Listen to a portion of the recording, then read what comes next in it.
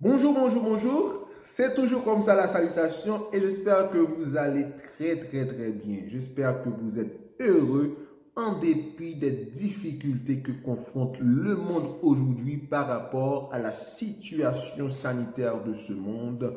Oh, j'espère que vous allez très bien. Aujourd'hui, je suis là après mon absence, après quelques jours, je peux dire une semaine d'absence. Je suis de retour pour vous aider car j'ai reçu beaucoup de questions.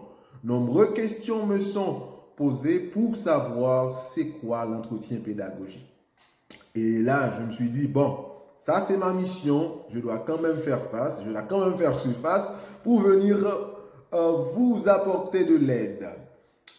Certainement, l'entretien pédagogique, c'est une chose très importante. C'est une chose très importante et l'entretien pédagogique, ça vous donne droit directement à un avis favorable lorsque vous avez bien discuté votre entretien pédagogique. Car le conseiller ou la conseillère de Campus France qui vous appelle ou qui a un rendez-vous avec vous, donc il prend au sérieux tout ce que vous lui dites. Et il y a quelque chose de clé que le conseiller ou la conseillère cherche en toi.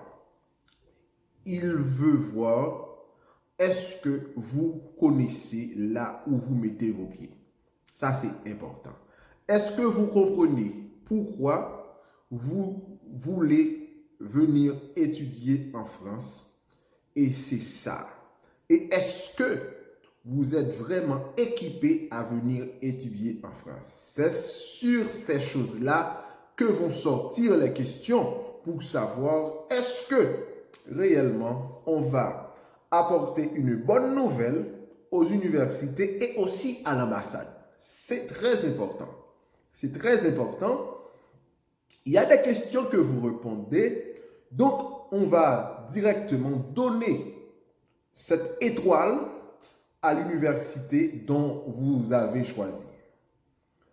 Il y a des questions que vous répondez, on va donner une étoile à l'ambassade de votre pays car on dit cette personne est bien équipée pour venir étudier en France. C'est pour cette raison, on dit que l'entretien pédagogique, ce n'est pas quelque chose qu'on doit jouer avec, mais aussi, ce n'est pas quelque chose qu'on va quand même se faire stresser. Non. Certainement, ce n'est pas la mer à boire, mais non plus, ce n'est pas quelque chose qu'on va se tourner la tête, qu'on va se tuer parce qu'on va faire un entretien pédagogique. Non. L'entretien pédagogique, c'est comme quand vous communiquez, on vous dit ça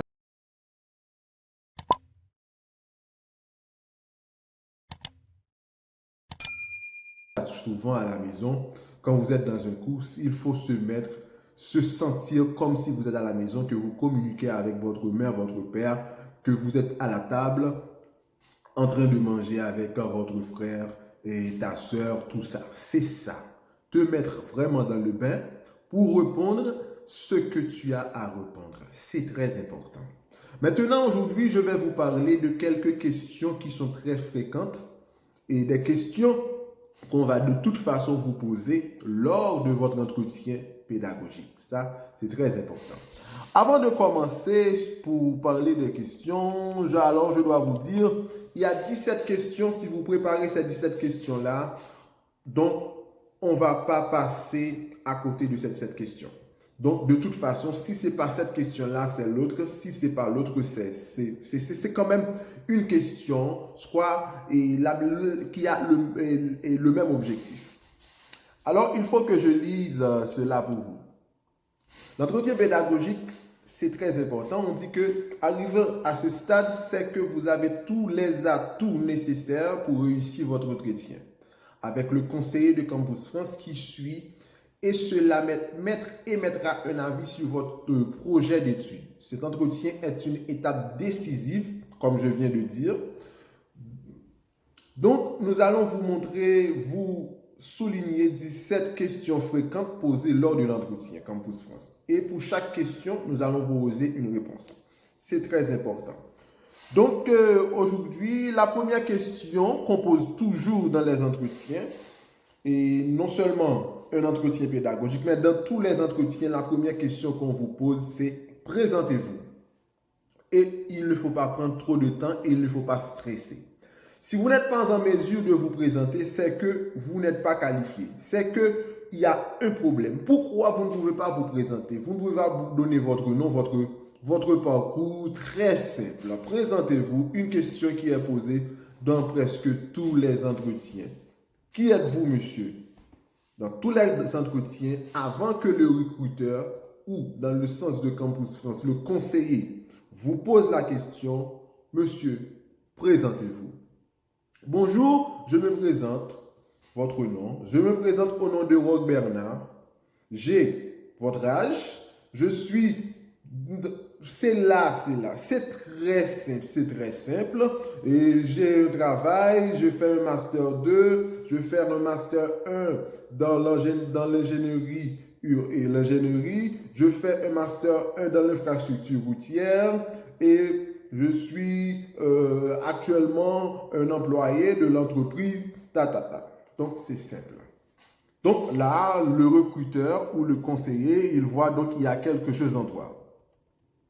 Maintenant, la deuxième question, ou l'une des autres questions, qu'est-ce qui a orienté votre choix vers l'enseignement français? C'est important. Cela va dépendre de vous. Pour répondre à cette question, pour préparer cette question, il faut des choses clés pour préparer cette question. Premièrement, quelque chose qui peut vous intéresser, vous orienter à venir étudier dans la France, c'est la qualité des études en France, la reconnaissance de votre pays d'origine des diplômes français, la facilité à trouver un emploi dans votre pays d'origine avec un diplôme français. Le système français prend au sérieux l'accueil des étudiants étrangers. Ces derniers bénéficient de beaucoup d'avantages comme les étudiants français.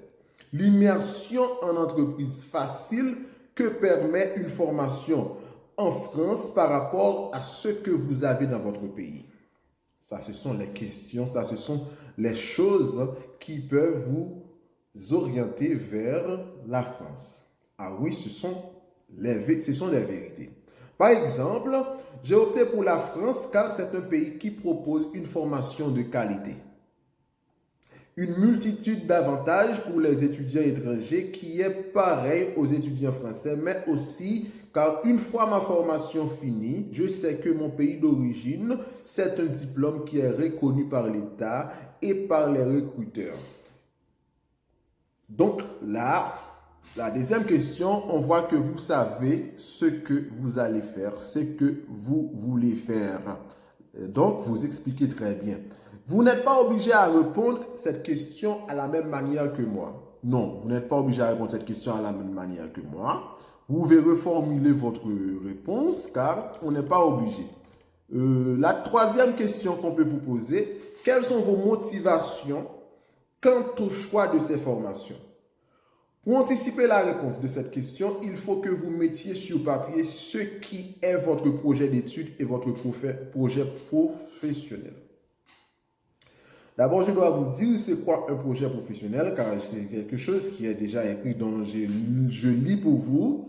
Un projet professionnel peut être, par exemple, vouloir être architecte réseau et système d'information. Votre projet d'études pourrait être dans l'ordre faire des classes préparatoires scientifiques ou encore une licence en réseau et par la suite un master ou une école d'ingénieur dans le domaine des réseaux et systèmes d'information. Donc concrètement, ce que vous allez faire comme étude qui vous aidera à réaliser votre rêve professionnel. Votre projet d'étude, c'est ce que vous allez faire comme étude qui va vous aider à réaliser votre projet professionnel. Exemple, mon projet professionnel, c'est de devenir un architecte dans une grande entreprise dans mon pays. Désolé. Exemple, mon projet professionnel, c'est de devenir un ingénieur de calcul dans mon pays, dans un grand bureau, dans un grand.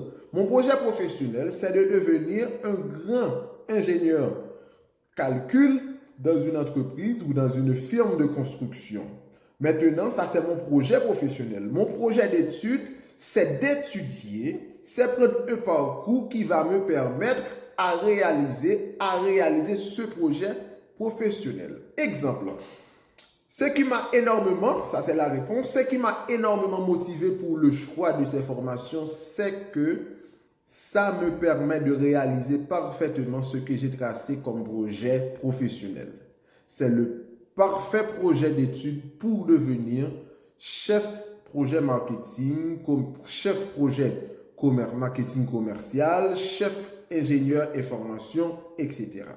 On va aller très vite. La quatrième question, quel est votre projet professionnel? Vous devez faire la différence toujours entre projet professionnel et votre projet d'études. Votre projet professionnel, comme je l'ai dit, c'est ce que vous avez en rêve, ce que vous avez en tête comme objectif de devenir après avoir accompli votre projet d'études. Donc, c'est votre projet d'études qui vous amène à accomplir, à arriver. Exemple, je vais devenir